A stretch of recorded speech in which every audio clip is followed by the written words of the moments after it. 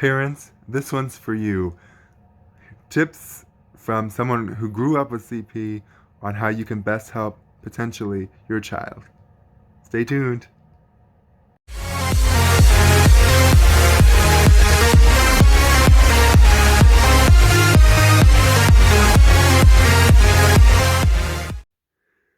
Hey everybody, it's Kyle here. Welcome back to another video.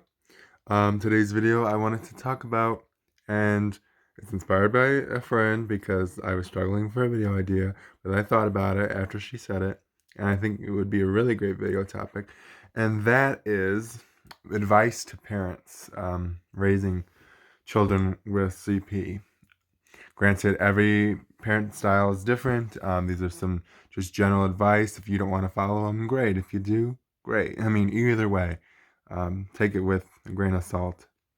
But the biggest thing I would say to parents growing up with children with CP, or raising children growing up with CP rather, is to don't make them feel different.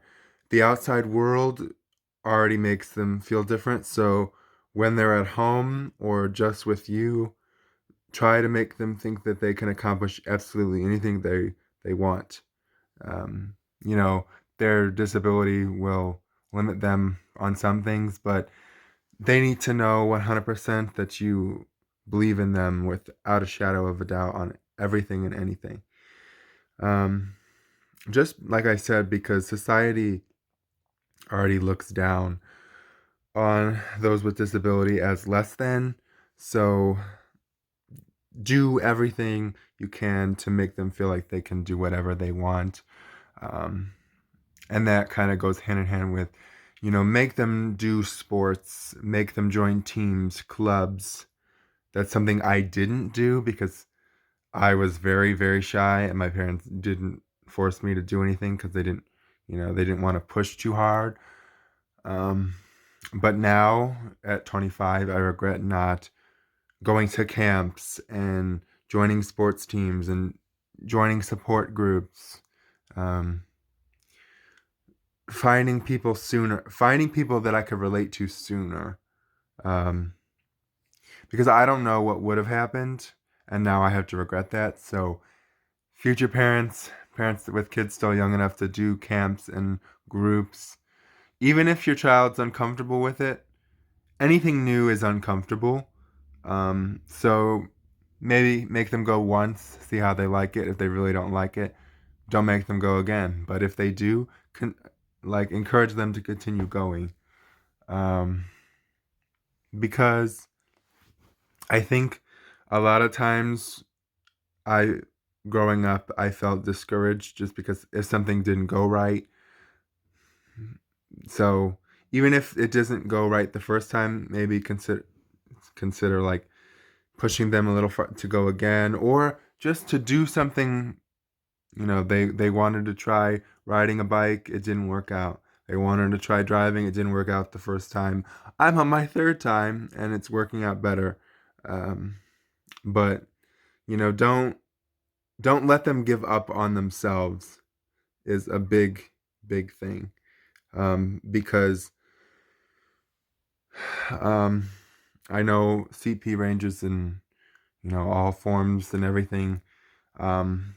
But if your child is able to be mobile, whether that be through a walker, arm crutches, without any assistive technology, push them to go outside of their comfort zone. And like for me, my comfort zone was my room. I spent a lot of lonely times in my room. So make them go to the activities and even school dances, football games, and always encourage them to, always try to be, when you're speaking to them, as positive as possible.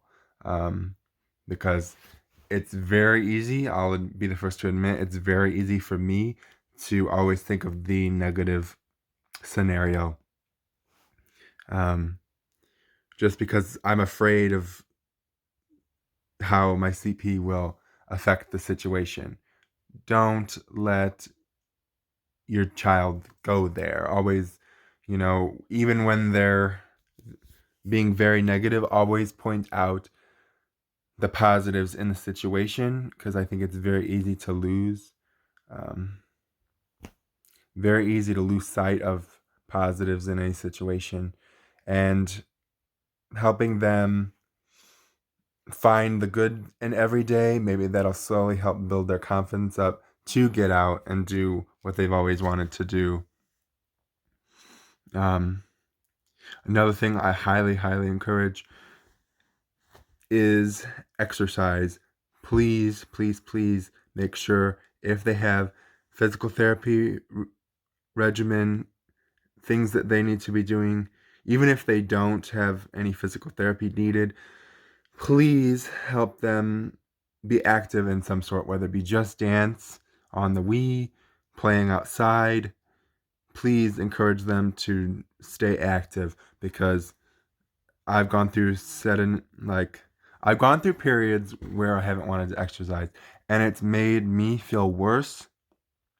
So the more exercise that someone can get, the better. That goes for everyone, but especially those with cerebral palsy. The less activity we get, the more stiff our muscles are. It's just harder to move, and you don't want them to become. It's a balance between too much activity can be bad and too little can be bad. So you want to find that happy medium, but please encourage them to be active in some way. I think that's all I really wanted to say. I didn't want to make a long drawn out video, but I got to thinking about things I had told someone that asked, and I think I got most of that I can think of now. Oh, goes along with exercise, because I'm about to put mine on. Please make your child wear their braces, whether it be night braces. I used to have to wear day and night braces. Now I'm just to my day braces, but please encourage them to wear their leg braces, because in my case, I didn't wear my leg braces and I had to have surgery because of it, and it set me back really far. So if you can encourage them not to, always keep the momentum forward. There's going to be setbacks, but try to encourage them to wear them as much as possible.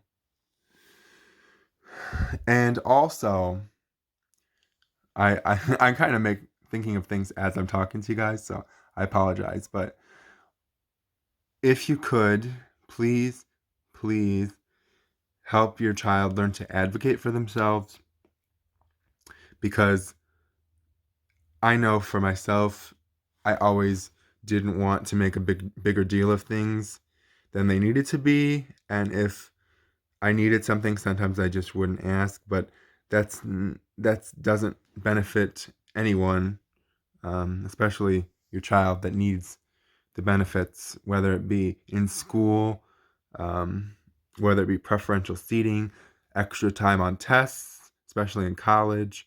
Encourage them to seek out help and assistance and advocate for themselves, um, whether it be when they're older with parking spots in their jobs and needing a closer parking spot. They can ask for those kinds of things, because my friend just did. Um, especially in winter. Um, just please help them feel comfortable and make them practice asking for things themselves. I know a lot of parents will feel like they have to advocate for their child, which you should, but at times allow your child to do it themselves, because it's a skill they're going to need to know all their lives, in and outside of school, whether it be in school or accommodations for a job they're going to need. They're going to have to ask, especially in college. They don't come looking for you for disability services. You have to go to them. You no longer have an IEP, so they don't have to come and find you. So by the time, if they choose to go to college, they're going to need to know how to ask for what they need and where to go. And that's helped me tremendously. So I hope some of these are helpful.